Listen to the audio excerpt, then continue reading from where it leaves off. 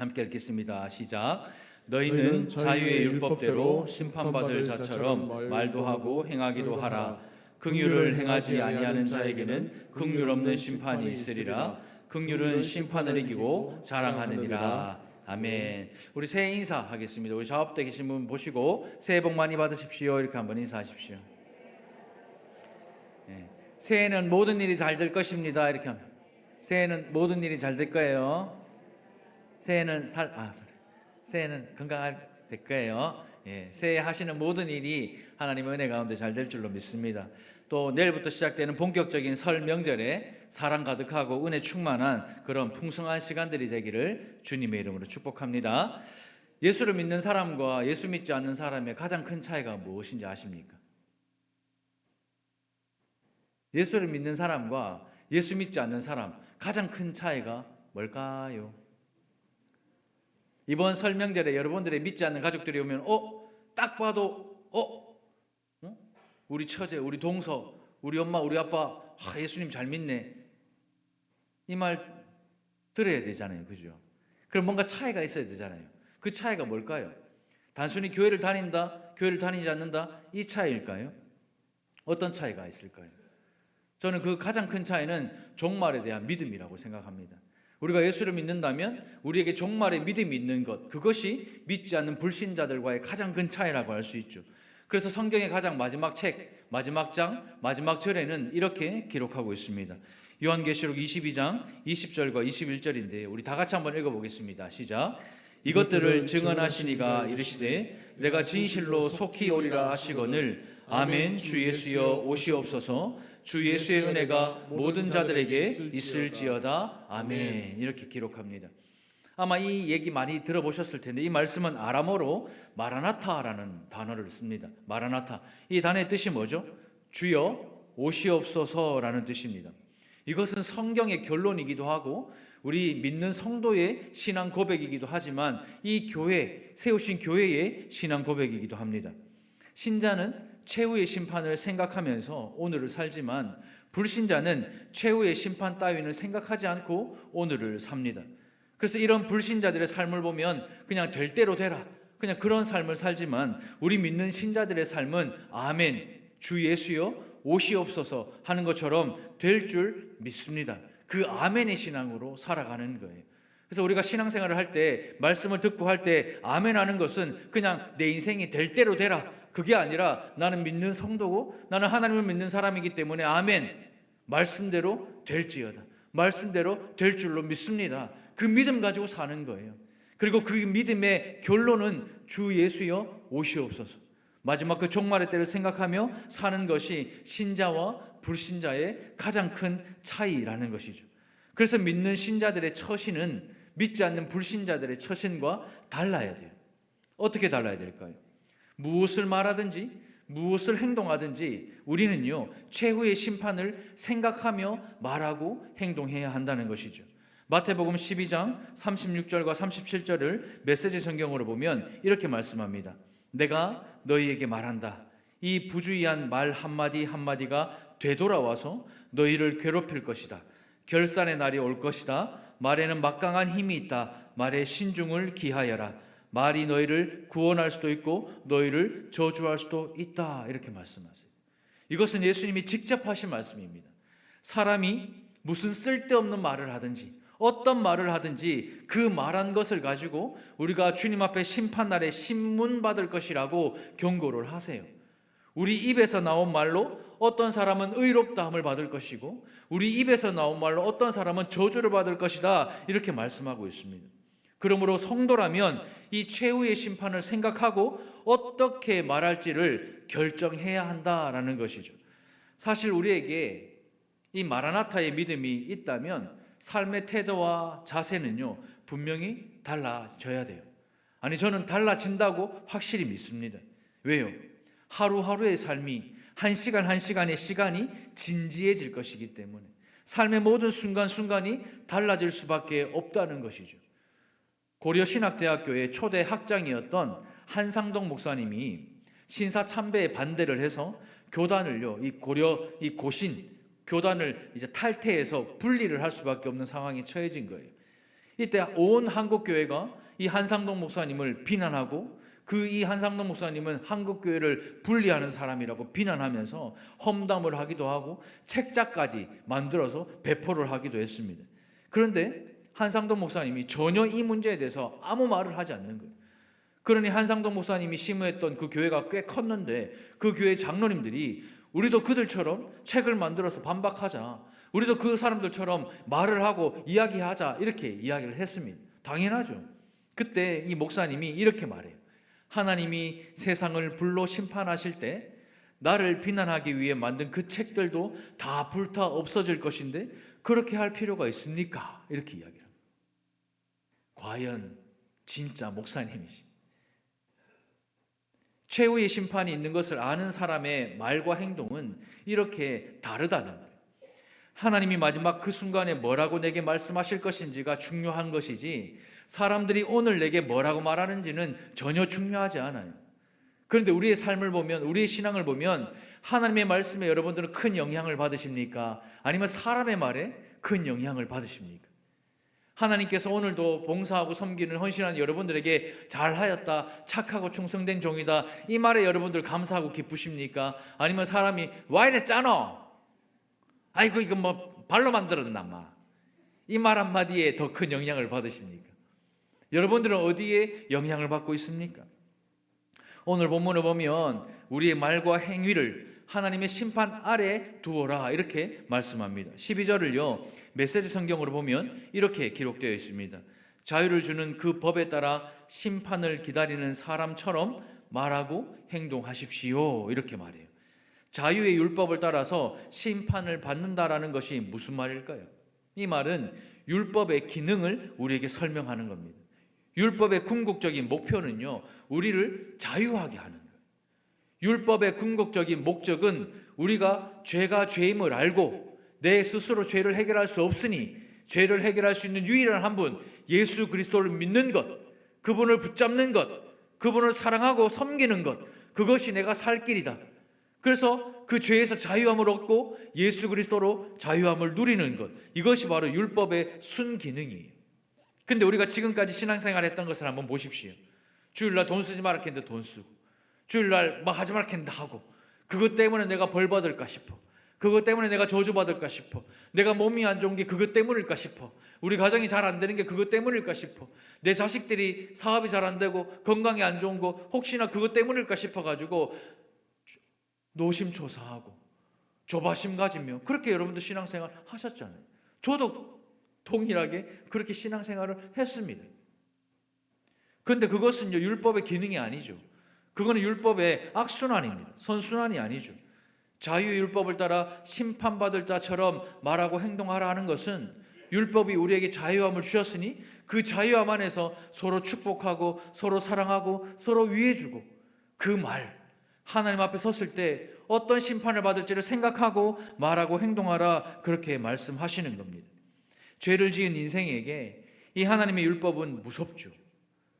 우리가 이번 한 주간 죄를 지었다면 여러분들이 말씀을 들을 때 사실은 무서워해야 정상인 거예요. 왜요? 말씀의 빛이 우리의 삶에 비치면 비칠수록 우리의 죄가 폭로되니까 두려운 거예요. 그래서 죄는 숨기는 거예요. 죄를 숨기는 거예요.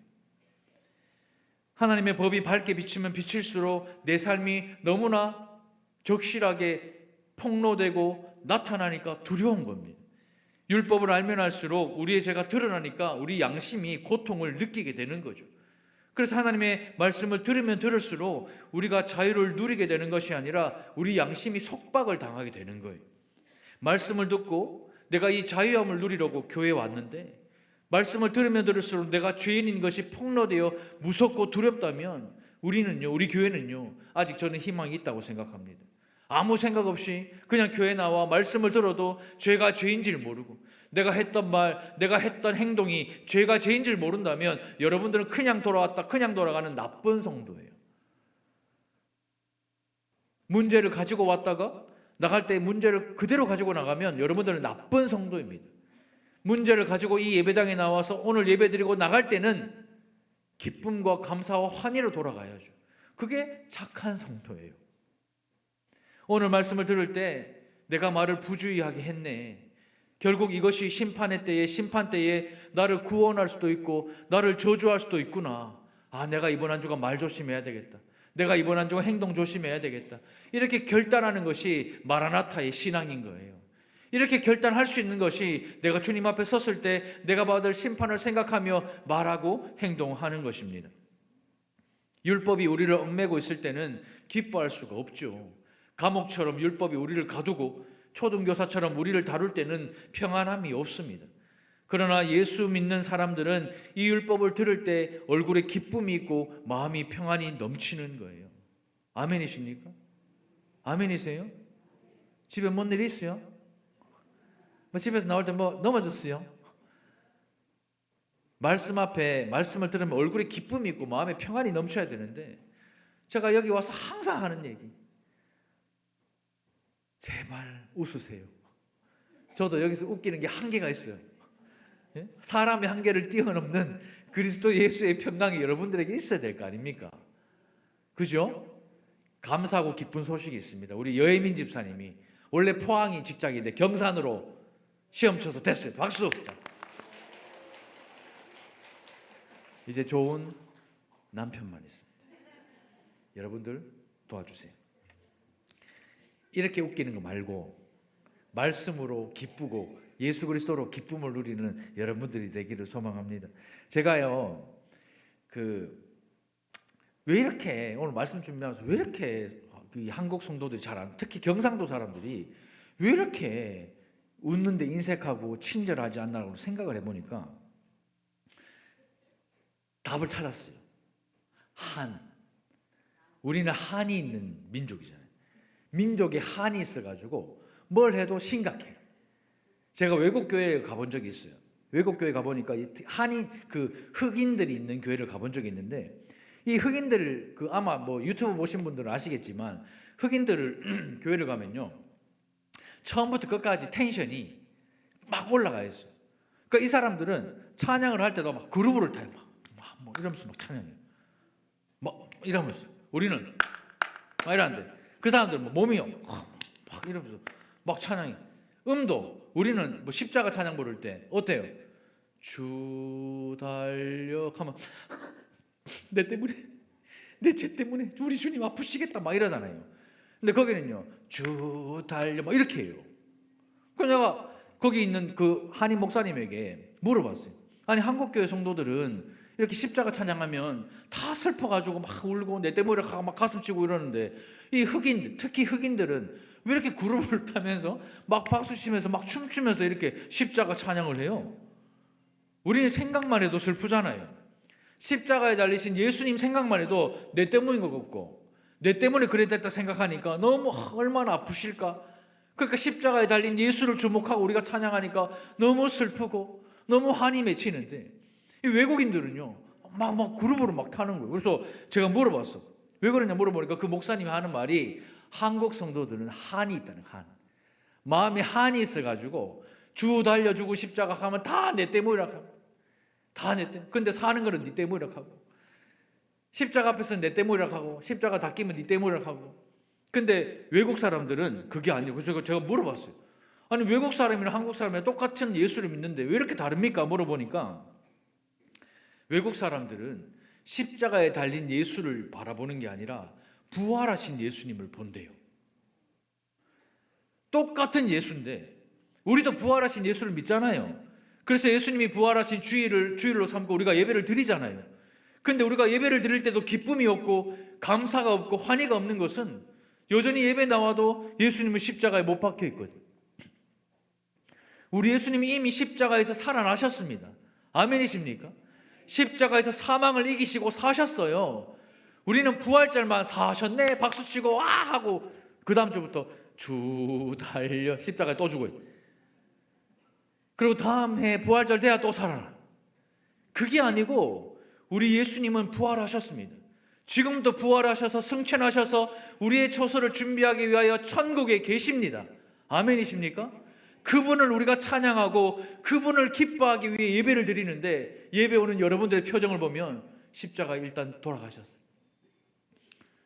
내 살았다고 예수님이 예배 시간에 내 살았대, 내 살아있다, 내 여기 있다 하고 우리가 삶을 살 때도 야야 내 여기 때, 내 지금 너 집에 이때 걔도 우리 주님 죽었어요. 내 때문에 죽었어요. 막 그러고 있어요. 그게 우리의 신앙 아니에요?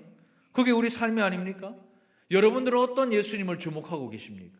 여러분들은 여전히 십자가에 달리신 그분만 보고 계십니까? 아니면 나를 위하여 사신 주 예수 그리스도 그분을 바라보고 계십니까? 어떤 예수님을 보느냐에 따라 우리의 삶이 달라지는 거예요. 벌 받을 것이 두려워 주의를 거룩하게 지키고 지옥 갈 것이 무서워 예배의 자리에 나온다면 여전히 우리는 예수님을 십자가에 못 박아두고 그대로 두고 그 앞에서 울고불고 하는 어린아이와 같은 신앙입니다. 우리는 살아계신 주님을 기쁘시게 하기 위해 이 예배의 자리에 나온 거예요. 아멘이십니까? 근데 일단 여러분들 표정은 아무도 안 기뻐요. 일단 아무도 안 기뻐. 여전히 예수님이 십자가에 죽었어. 우리는 여전히 십자가에 달려 계신 예수님을 한이 서린 눈으로 바라보지만 우리 예수님은 사셔서 지금도 우리와 함께하고 계십니다. 아멘이십니까? 그 주님을 예배하는 거예요. 우리는 하나님을 영화롭게 하기 위해 말씀을 듣고 순종하는 것입니다. 예수 그리스도의 십자가 죽음으로 우리의 양심은 자유를 누리게 되었잖아요. 죽음에서 부활하심으로 우리는 율법의 자유를 누리게 되었습니다. 그래서 우리는 오늘도 이렇게 고백하는 거예요. 다 같이 고백합시다. 시작. 마라나타, 주님 오시옵소서. 왜요? 예수께서 우리 모든 죄를 대신해 십자가에 죽으셨으니 지금 우리 주님 오셔도 우리는 천국 갈 줄로 믿습니다. 아멘이십니까? 아멘이십니까? 맞아요. 근데 실제 우리의 삶은 이거잖아요. 같이 한번 해볼까요? 시작. 말도 마라. 주님 아직입니다. 제가 만든 겁니다. 이거 인터넷 쳐보세요. 없어요. 제가 천재 같아. 라임을 한번 짜봤어요. 성경은요, 마라나타 주 예수여 오시옵소서 우리에게 이렇게 고백하라 하는데 우리는 삶에서 말도 마라 마시. 주님 아직 오지 마이소 마. 한참 멀으십니다. 우리야 결혼도 해야 되고 뭐 대학도 가야 되고 뭐 돈도 벌어야 되고 좋은 차도 타야 되고 기사도 가야 되고 좋은 거 모아야 되고 할 게 많은 거예요. 예수 그리스도의 십자가의 대속을 내가 믿는다고 하지만 우리의 삶이 왜 이런가? 오늘 말씀은 이 고민에서부터 시작이 되었어요. 성도의 신앙 고백이자 교회의 신앙 고백인 이 마라나타의 신앙을 회복하기 위해 오늘 두 가지를 함께 살펴볼 텐데 첫 번째 같이 한번 읽어보겠습니다. 시작. 예수님이 다 이루셨습니다. 복음이 기쁜 소식인 이유는 율법의 모든 요구를 예수님께서 십자가에서 다 이루셨기 때문에 이 복음이, 이 율법이 우리에게 기쁜 소식인 거예요. 그래서 우리는 더 이상 율법이 우리의 발목을 잡고 우리를 넘어뜨리는 걸림돌이 아니라 이 율법은 우리가 죄를 발견하고 죄인임을 고백하여 믿음의 주여 또 온전케 하시는 이인 예수를 바라볼 수 있는 디딤돌로 이 복음을 주신 거예요. 예수님께서 나의 죄를 대신해 십자가에 죽으셨다는 사실을 우리가 믿기만 하면 구원을 받습니다. 또한 3일 만에 부활하셔서 천국에서 나를 위한 거처를 마련하고 계시다는 그 사실을 믿는다면 우리가 이 땅을 살지만 천국을 사는 거예요. 예수님께서 그 말씀을 하신 겁니다. 우리가 이 땅에 두 발을 딛고 살지만 우리가 이 복음을 믿는다면 우리가 사는 삶이 천국인 줄로 믿습니다. 여러분들 가정이 천국이시죠? 희한하지요. 남편만 없으면 천국 같은데 마누라 없으면 천국, 자식들 없으면 막 천국 같은데 이번에 라이정 집사님 네 아이들 막 셋 다 이게 수련회 갔거든요. 천국을 살아. 얼마나 천국인지, 그지요? 희한하죠. 가족이 있어도 천국이고 남편이 있어도 천국이고 자식이 있어도 천국인데 그렇지 못한 거예요. 사실은 십자가에서 예수님께서요 모든 율법을 다 이루셨습니다. 그래서 십자가 예수님이 달리실 때 마지막으로 뭐라 하셨죠? 다 이루었다 이렇게 말씀하셨어요. 이 말이 뭐예요? 내가 다 지불했다, 다 청산했다 이 뜻입니다. 우리의 모든 죄악을 예수님이 다 청산했다, 다 지불했다 이렇게 말씀하시는 거예요. 믿으십니까? 이 사실을 믿는 것이 거듭난 성도예요. 이 사실을 믿는 사람이 예수 그리스도를 인격적으로 만난 성도입니다. 그래서 이 율법이 우리를 정죄하지 못하는 거예요. 주일날 돈 쓴 것 때문에, 주일날 뭐 한 것 때문에 우리를 옥죄고 우리를 넘어뜨리지 못한다는 겁니다. 왜요? 율법은요 우리를 옥죄는 것이 아니라 우리에게 자유를 주는 율법이기 때문에 그래요. 복음이 우리를 자유케 하기 때문입니다. 복음을 아는 자는 율법에 매이지 않아요. 신앙생활에 자유함이 있습니다. 율법에 매여 억지로 하나님을 섬기는 사람이 아니라 하나님을 기쁘시게 하기 위해 자발적으로 하나님을 섬기게 된다라는 거예요. 우리가 하나님을 사랑한다는 말이 뭡니까? 예배 안 빠지고 나오면 하나님 사랑하는 거예요? 헌금 잘 드리면 하나님 사랑하는 겁니까? 아닙니다. 하나님 사랑하는 것은요, 자발적으로 내가 하나님을 위해 헌신하고 순종하는 거예요. 목사가요, 집사님 식당에 봉사 좀 하시죠. 사람 없는데 말하기 전에 목사님 사람이 이렇게 없으니까 제가 할게요. 그렇게 말하는 게 하나님을 사랑하는 거예요. 목사님 이 좀 지저분한데 제가 할게요. 목사님 이 좀 하세요. 장로님 저거 하세요. 그게 아니라 제가 할게요. 그게 하나님을 사랑하는 거예요. 그게 하나님의 교회를 사랑하는 우리의 고백이 되어야 하는 겁니다. 요한일서 5장 3절은요 이렇게 말해요. 하나님을 사랑하는 것은 이것이니 우리가 그의 계명들을 지키는 것이라 그의 계명들은 무거운 것이 아니다 이렇게 말씀합니다. 하나님을 사랑한다는 것은 계명을 지키는 거예요. 하나님을 사랑하는 것은 말씀을 듣는 것이 아니에요. 하나님을 사랑하는 것은 들은 말씀을 지켜내는 것입니다. 이것이 하나님을 사랑하는 거예요. 그럼에도 우리는요 이 10가지 계명인 10계명만 봐도 얼마나 무겁고 얼마나 질려요. 왜요? 지키지 못하니까. 우리가 지키지 못한다 생각하니까 10계명만 들어도 질리고 무겁습니다. 그게 불신앙인 거죠. 왜요? 예수님이 이미 다 이루셨다 말씀하셨는데 내가 다 이루겠고 내가 지키겠고 내가 신앙생활을 어떻게 하고 있으니 십자가에 달린 예수님만 주목하고 살아계신 예수님을 못 보는 거예요. 살아계신 예수님이 이미 다 이루었다고 우리에게 말씀하셨어요. 그래서 가장 좋은 길로 가장 완전한 길로 인도해 주시겠다 말씀하신 거예요. 그래서 내가 너의 모든 것을 다 안다 말씀하신 거예요. 왜요? 다 이루셨기 때문에. 나에 대해, 우리 가족에 대해, 우리 교회에 대해 우리 하나님이 다 이루셨기 때문에 다 아시고 가장 좋은 길이 어딘지 가장 완전한 길이 어딘지 아시니까 그 길로 인도하겠다 약속하신 거예요. 하나님도 모르고 일로 갈까 저로 갈까 깬또 해가지고 막 가는 게 아니고요. 아니까 가시는 거예요. 그래서 모르는 우리는 그 주님을 따라가기만 하면 되는 것입니다. 그런 예수님이 우리에게 이렇게 말씀하시잖아요. 마태복음 11장 28절입니다. 수고하고 무거운 짐진 자들아 다 어디로 오라고요? 내게로 오라. 내가 어떻게 하겠다고요? 쉬게 하리라 이렇게 말씀하십니다. 고달픈 인생을 살고 수고하고 무거운 인생의 짐을 잔뜩 지고 있는 자는 다 예수님에게 오라 초청을 합니다. 왜요? 오기만 하면 어떻게 해주겠다고요? 쉬게 해주겠다고. 이미 예수님이 다 이루셨다고 말씀하셨는데 우리가 믿음이 없어 그걸 이루려고 내가 그렇게 애를 쓰고 고달파하는 그 인생 속에 우리 주님이 직접 찾아오셔서 말씀하셨어요. 내게로 와. 내게로 오면 내가 너를 쉬게 해줄게. 너희 가정을 쉬게 해주고 남편을 쉬게 해주고 자녀를 쉬게 해줄게. 직장 때문에 고생하는 너 쉬게 해줄게. 그렇게 말씀을 하시고 약속을 하신 겁니다. 예수님이 다 이루셨다고 선포를 했음에도 불구하고 우리는 나의 삶을 이루기 위해서, 우리의 가정을 이루기 위해서, 우리의 자녀와 교회를 이루기 위해서 얼마나 힘을 쓰고 애를 쓰니 고달픈 인생이 되고 수고하고 무거운 인생이 되는 거예요. 예수님을 잘 믿는다는 게 뭐예요? 단순히 천국 간다는 의미가 아닙니다. 이 땅을 사는 동안 율법의 요구를 이미 다 이루셔서 우리를 의인 삼아 주신 것을 믿고 의인답게 사는 것이 예수 잘 믿는 거예요. 예수 잘 믿는 것은 이 예배 자리에 나와 그냥 앉아 있는 게 예수 잘 믿는 게 아니에요. 앉아 있는 거는 누구나 다 할 수 있어요. 예수 잘 믿는 것은 의인 삼아 주신 내가 의인답게 사는 것입니다. 그리고 최후의 심판을 생각하며 하루하루를 진지하게 살아가는 사람이에요. 배우자가 예수를 잘 믿으면 서로에게 말할 때도 심판받을 자처럼 말하고 행동하십시오. 사장님이 예수 잘 믿으면 회사에서도 심판받을 자처럼 말하고 행동하라는 거예요. 부모님이 예수를 잘 믿으면 자식들한테 말할 때도 심판받을 자처럼 말하고 행동하십시오. 성도들 여러분들이 예수를 잘 믿는다면 하나님 앞에 섰을 때 심판받을 자처럼 말하고 행동하십시오. 성도에게 율법은 예수님이 다 이루신 자유의 율법이라는 사실을 믿으십시오. 그리고 이 율법이 우리에게 자유함을 주셨으니 우리가 이 율법의 자유함을 누리는 것이 예수 믿는 거예요.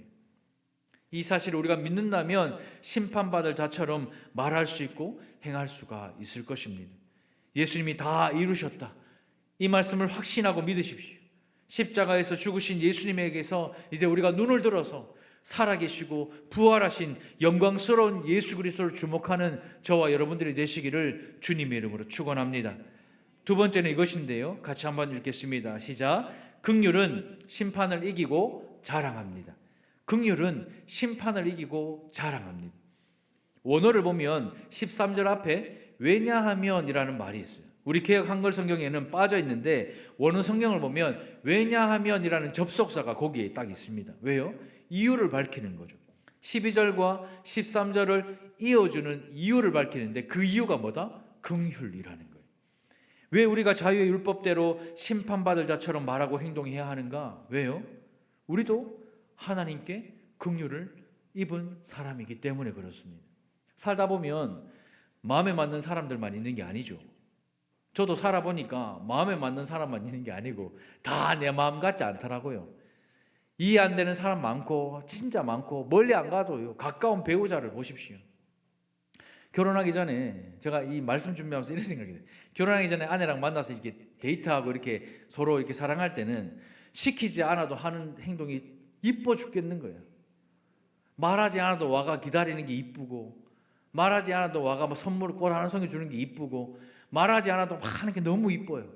뭐 상대방도 마찬가지겠죠. 말하지 않아도 집에 데려다 주는 게 너무 감사하고, 말하지 않아도 막 우산 2개 챙겨와가 하나 주는 게 감사하고, 말하지 않아도 너무 감사해요. 시키지도 않은 일을 막 골라서 얼마나 잘하는지 진짜 감사하고. 근데 결혼해 보니까 시키는 것만 잘하면 되는데 시키지도 않은 것까지 해가지고 문제를 일으키는 게 문제라. 그지요? 특히 우리 아내분들 남편 보고 그런 생각 많이 하시죠? 결혼 전에는 시키지 않은 것만 해도 얼마나 이뻐 죽겠는데 결혼하고 나면 제발 시키는 거라도 똑바로 좀 제발 좀 흐뭇하게 웃고 계시는 우리 또 감사하네. 시키지도 않은 누구 집을 얘기하는 게 우리 집을 이야기하네. 우리 집을 결혼하기 전에는 그래 이뻐 보이는데 나중에 결혼하고 나니까 제발 좀 시키는 것만 좀 시키지도 않은 거 하지만 이렇게 되더라고요. 사역하는 것도 저는 마찬가지라 생각해요. 함께 이렇게 사역하는 게요 쉽지 않아요. 저희 교회에 교육자가 5명 있잖아요. 제가 부산의 호산나 교회에서 사역할 때는 교육자가 50명 있었어요. 목사 40명, 전도사 10명, 50명이 있으니까 와 진짜 쉽지 않아요. 지옥도 그런 지옥이 없어. 인간 지옥이 인간 지옥. 모두가 다 목사니까 진짜 안 들어가 보셨죠? 들어가 보시면 이제 기절합니다. 진짜. 근데 우리 교회는 5명 있는데 와 모두가 내 마음 같지 않은 거예요. 그래서 제가 이번 주에 최성강 목사님한테 나 이제 완벽주의를 좀 버리겠다. 제가 이래봬도 상당히 완벽주의가 좀 있어요. 그래서 사역하는 것도 상당히 완벽주의를 추구하기 때문에 디테일한 것까지 제가 다 따지거든요. 그러니까 전도사님들이 힘들어요. 힘들 것 같아. 힘들 수밖에 없겠죠. 그러나 이것이 여러분들을 즐겁게 하는 것이라면 해야죠. 못 버릴 것 같지만 저는 그렇게 생각을 하고 나도 이제 완벽주의를 좀 버려야 되겠다. 근데 그 말 하고 나니까 마음이 좀 편안해졌어요. 그리고 오늘 아침에 또 한 20분 동안 얘기를 또 잘 안 바뀌더라고요. 사람이 다 내 마음 같지 않잖아요. 긍휼을 행하지 않는 자에게는 긍휼 없는 심판이 있다. 이 말을 우리가 들었다면 배우자에게, 살아가는 가족에게, 또 함께 사역하는 동력자들에게 마음이 맞지 않아도 긍휼을 행해야 한다라는 그 뜻입니다. 내 마음에 안 들어서 미워하고 내 마음에 안 들어서 그만두게 하면 하나님도 심판날에 나에게 그렇게 하겠다? 그렇게 말씀하시는 거예요. 다른 말로 하면 행한 대로 심판받는다. 뿌린 대로 거둔다. 그 원리를 우리에게 이야기하는 겁니다. 13절 보십시오. 이 한 절밖에 안 되는데 3번의 긍휼이라는 단어가 반복되어서 나와요. 2번만 반복돼도 중요한데 3번이 반복된다는 것은 상당히 중요하다는 말입니다. 왜요? 야고보가 이 13절의 말씀을 통해서 반복적인 이 긍휼이라는 단어를 통해서 우리 예수 믿는 사람들이 어떤 사람들인지를 보여주고자 하는 겁니다. 본문의 교훈은 세상이 믿지 않는 사람들에게 주신 말씀이 아니라 이미 예수 믿고 신앙의 공동체를 이룬 우리 교회에 주신 말씀이에요. 뭡니까? 성도는 이미 하나님에게 긍휼히 여김을 받았기 때문에 긍휼히 여길 줄 아는 사람이 되어야 한다라는 뜻이죠. 메시지 성경을 보면 조금 더 의미를 이해하기가 쉬운데 메시지 성경 13절을 보면 이렇게 기록되어 있어요. 같이 한번 읽어보겠습니다. 시작. 여러분이 친절하게 행동하지 않으면 친절한 대우 받기를 기대할 수 없을 것입니다. 이렇게 말해요. 메시지 성경을 보면 이 긍휼이라는 단어를 친절로 번역하고 있어요. 그러니까 친절은 무자비한 심판을 이긴다라는 뜻이죠. 우리가 친절하게 대할 때 하나님이 친절하신 분임을 모든 사람들이 알게 된다라는 뜻입니다. 비원교회 목사님 아시는 분 아시죠? 비원교회 목사님이요, 등치가 크세요. 얼굴도 크고 약간 우락부락하게 생겼어요. 그래서 좀 처음 보는 사람이 보면 좀 무섭게 보여요. 등치도 있으시고 키도 크니까. 그래서 이분이 얼마 전에 식사를 하다가 이 얘기를 하시는데, 이제 본인이 이제 볼일을 보고 교회를 들어가는, 교회 옆에 담벼락에서 고등학생들이 교복 입고 담배를 피우고 있는 거예요. 교회에서 담벼락에. 목사님이 그걸 보고 화가 난 거죠. 그래가 가서 야, 이 새끼들 이거 오늘 한번 할까? 하면서 막 옛날 이놈 자식들 막 그랬을 텐데, 옛날 같았으면, 조금만 젊었으면.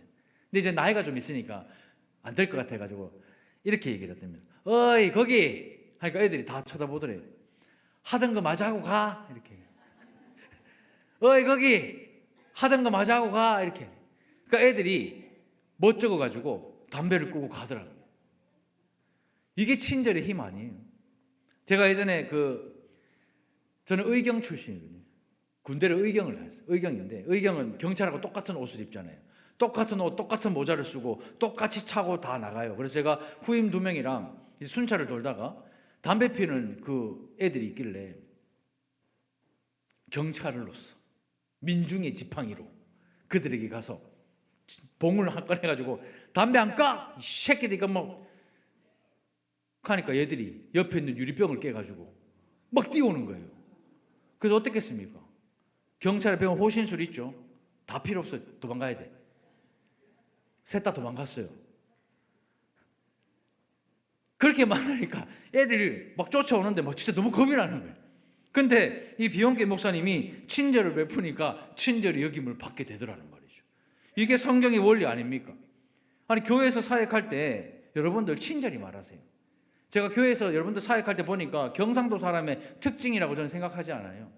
경상도 사람이라도 예수 믿으면 친절하게 말하세요. 식당에 가서도 감사합니다, 고맙습니다, 친절하게 말하세요. 그게 예수 믿는 사람이에요. 밑에 사람 아니에요. 목사가 여러분들 밑에 사람 아니잖아요. 식당에서 봉사하는 사람도 여러분들 밑에 사람 아니에요. 교회 일하고 행정실에 있는 우리 간사님 여러분들 밑에 사람 아닙니다. 동력자예요. 그러니 친절하게 말하세요. 그리고 이번 설 명절에 만나는 친척들에게 친절하게 말하세요. 그게 믿지 않는 사람과 믿는 사람의 차이예요. 우리가 친절하게 말하잖아요. 믿지 않는 사람들은 더 할 겁니다. 더 무시하고. 그런데 우리가 베푸는 그 친절이 나중에 심판날 하나님 앞에서 인정받게 되는 믿음이 될 것입니다. 이번 명절에 며느리들이 음식을 만들어 왔어요. 그럼 우리 시엄마들이 만닫고 이렇게 만들어 왔노? 피곤할 낀데. 경상도는 여기서 끝이야. 그럼 며느리가 만들어 와도 무룩하고 뭔데? 근데 천국 사람은요, 천국 시민은 그래 안 해요. 만닫고 만들어 왔노? 몸도 피곤할 낀데 고맙대, 잘 먹게. 이게 천국 시민이에요. 아시겠습니까? 뒷말 끊어 먹지 마시고 꼭 하십시오. 이필환 권사님 오늘 이번에 설명들을 지켜볼게요. 만닫고 해왔노? 막 피곤할 낀데 막 너거나 묵지 하고 막 맛대가리 하나 없단 막 이런 말 절대 하지 마시고, 식당 가서도 마찬가지. 맛대가리 없다, 내 대가리는 예수님이다 생각하시고, 우리 가정의 대가리는 주님이시다 그렇게 믿으시고, 맛대가리 없니 뭐 이런 말 절대 하지 마세요. 특별히 며느리, 사랑하는 가족들에게 말로 상처 주지 마세요. 친절하게 말하고 친절하게 행동하십시오. 이것이 심판을 이기게 하는 것이다라고 성경은 말하고 있어요. 마태복음 5장 7절 이렇게 말합니다. 긍휼히 여기는 자는 복이 있나니 그들이 어떻게 받는다고요? 긍휼히 여김을 받는다고. 문장이 다를 뿐이지 오늘 말씀과 똑같은 맥락입니다. 가정에서 배우자에게, 자녀에게 말할 때, 행동할 때 친절하게, 교회에서 형제 자매들에게 향해 말할 때, 행동할 때 친절해야 돼요. 왜요? 이미 우리는 하나님께 긍휼히 여김을 받아 성도가 되었잖아요. 죄인 중에 괴수였고 아무 소망 없고 사망의 그늘에 앉아 죽어가던 그런 우리 인생이었는데, 빛도 없고 소망도 없는 그런 삶이었는데, 그런 우리를, 아무 자격 없고 조건 없는 그런 우리를 무조건적인 사랑으로 우리 하나님 사랑해 주셨잖아요. 긍휼히 여겨 주셨잖아요. 친절을 베풀어 주셨잖아요. 그래서 우리가 성도가 되었잖아요. 그래서 우리도 친절을 베풀어야 하는 거예요. 그래서 우리도 긍휼을 베풀어야 하는 것입니다. 예수를 믿고 나서 하나님이 우리에게 베푼 긍휼의 근거에서 우리가 심판을 받는다? 그렇게 생각하면, 우리에게 베푸신 친절의 근거에서 우리가 심판을 받는다고 하면, 저는 경상도 사람은 천국에 한 명도 없지 싶어요. 천국 가면 전부 다 서울말 쓸 것 같아요. 아이고 예 감사합니다. 우리가 다른 사람에게 베푼 긍휼의 근거에서 하나님이 우리를 긍휼히 여기는 것이 아니라, 하나님이 우리에게 베풀어 주신 그 긍휼함 때문에 우리도 다른 사람을 긍휼히 여기고 친절을 베푸는 거예요. 성경에 수천억이나 되는 그 빚을 왕에게 탕감받고 나오다가 내한테 10만 원 빚진 사람 매가지 쥐어틀고 니 왜 10만 원 안 갚노? 이 비유 성경에 나오는 거 아시죠? 이 비유를 하시고 예수님이 바로 따라 하신 말씀이 이 말씀이거든요. 마태복음 18장 33절 35절입니다. 내가 너를 불쌍히 여김과 같이 너도 내 동료를 불쌍히 여김이 마땅하지 아니하냐 하고, 너희가 각각 마음으로부터 형제를 용서하지 아니하면 나의 하늘 아버지께서도 너에게 이같이 하시리라. 이렇게 말씀하세요. 제가 일전에 한번 설교 때 말씀드렸죠. 제가 김찬수 장로님 집에 찾아갈 때 보통의 용기로는 안 돼요. 여러분도 갈 수 있겠습니까? 하실 수 있겠어요? 저도 보통의 용기로는 못했습니다. 그런데요, 이 말씀 때문에 한 거예요. 원수도 사랑하라는 말이 무슨 말인가? 무슨 뜻인가? 내가 먼저 손 내밀고, 내가 먼저 사과하고, 내가 먼저 무릎 꿇으면 되는 거예요. 담임 목사라서가 아니라, 당회장이라서가 아니라, 내가 잘못해서가 아니라, 내가 성도니까 그런 거예요. 다른 사람을 향해서 가혹하게 처신하는 것은 하나님이 자기를 용서해 주었다는 것을 인정하지 않는 사람이에요. 자신이 하나님께 긍휼히 여김을 받은 성도는 다른 사람을 긍휼히 여길 수밖에 없는 겁니다. 왜요? 눈물 젖은 빵을 먹어본 사람이 눈물 흘리는 그 사람의 마음을 알거든요. 마태복음 7장 2절은 이렇게 말해요. 너희가 비판하는 그 비판으로 너희가 비판을 받을 것이요 너희가 헤아리는 그 헤아림으로 너희가 헤아림을 받을 것이다. 주님은 분명히 말씀하십니다. 어떻게 해요? 비판하면 그 비판으로 네가 비판받을 것이고, 헤아리면 그 헤아림으로 너희가 헤아림을 받을 것이다. 이렇게 말씀합니다. 이 헤아림이라는 단어가 바로 긍휼, 친절이라는 단어예요. 헤아림을 받는 것이 바로 심판을 이기고 자랑할 수 있는 은혜인 것입니다. 그러니 다른 사람에게 베푸신 그 긍휼과 친절이 하나님의 심판을 이기게 하는 놀라운 축복이 될 줄로 믿습니다. 특별히 그러려고 준비한 말씀이 아닌데 이번 주에 명절이 껴있네요. 이 명절 주일날 좋든 싫든 만나는 모든 사람, 특별히 아직 예수 믿지 않는, 죽으면 그 심판, 그 지옥 심판에서 영원히 멸망하게 될 그들에게 심판을 이기고 자랑하는 친절이 무엇인지, 심판을 이기고 자랑할 수 있는 긍휼이 무엇인지, 예수 믿는 것이 무엇인지, 달산교회 다니는 것이 어떤 기쁨인지를 마음껏 자랑하는 저와 여러분들이 되시기를 주님의 이름으로 축원드립니다. 말씀을 맺습니다. 예수 믿는 사람과 믿지 않는 사람의 가장 큰 차이는 이 종말에 대한 믿음이 있는가 없는가 하는 것입니다. 마라나타 주 예수여 오시옵소서. 우리가 이렇게 고백해야 되는데 우리의 삶을 보면 말도 말아마, 아직도 할까 태사이고 말도 말아마, 주님 아직입니다. 이렇게 살고 있는 우리에게 오늘 이 말씀을 다시 한번 말씀하세요. 내가 다 이루었다. 우리가 사랑하고 믿는 그 예수님이 우리의 건강과 우리의 가정과 우리의 자녀와 우리의 삶과 이 교회를 위하여 다 이루셨다고 그렇게 말씀하세요. 예수님이 십자가에서 우리의 모든 죄를 다 용서하셨고 율법의 요구를 다 이루셔서 이제 우리에게 자유를 주셨어요. 이제 우리는 신앙생활 할 때 주일날 돈 쓰면 안 돼, 주일날 좋은 옷 입고 와야 돼, 그것에서 벗어나서 자유함으로 주일날 어렵고 힘든 사람, 식사 못하는 사람 보면 식당 데리고 가서 식사 맛있게 사주세요. 한 주간 독거 노인처럼 집에서 혼자 계신 성도들 있으면 주일날 만나면 기쁨과 감사함으로 카페 가서 차 한잔 하세요. 그게 심판날에 심판을 이기게 하는 자랑이 될 것입니다. 저는 믿어요. 우리 달산교회가 그렇게 바뀌게 될 줄 저는 믿습니다. 한 사람 한 사람 모든 사람이 친절을 베풀면 저는요 우리 교회가, 우리 삶이 완전하게 변하게 될 줄로 믿습니다.